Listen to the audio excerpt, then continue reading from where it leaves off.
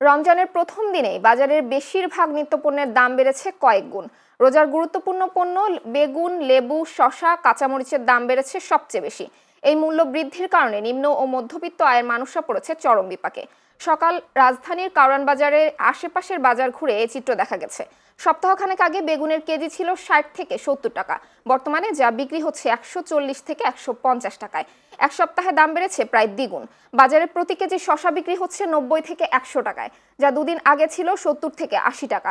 এছাড়া প্রতি কেজি কাঁচামরিচ বিক্রি হচ্ছে 100 থেকে 140 টাকায়। পেঁপের কেজি 160 থেকে 180 টাকায় বিক্রি হচ্ছে। এক সপ্তাহ আগে এই দুইটি সবজি অন্তত 20 থেকে 30 টাকা কমে কেনা গেছে।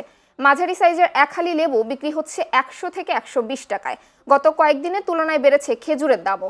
অন্যান্য সবজির বাজার তুলনামূলক স্থিতিশীল থাকলেও রমজানের অত্যাবশ্যকীয় সামগ্রীর চড়া দামে ক্ষুব্ধ ক্রেতারা। আমার কাছে মনে হচ্ছে আজকে পবিত্র মাহে রমজানের প্রথম দিন। আমরা রমজানে যতটা কাহিল না হয়েছি, মানে যতটা আমরা বিপর্যস্ত না হয়েছি, তার চেয়ে বেশি বিপর্যস্ত হয়েছি আমরা যখন কাঁচা বাজার কিংবা ফলের বাজারে গিয়েছি।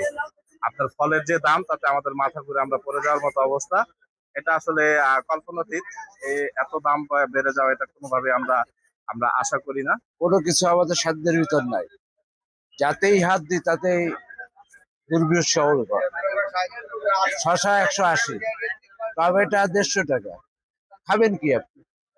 আমরা ভাবছিলাম যে এই যে নতুন সরকার আসছে, যদিও দুই এক দিয়ে দেখে আমরা আশায় বুক বেঁধে আছি কি করে।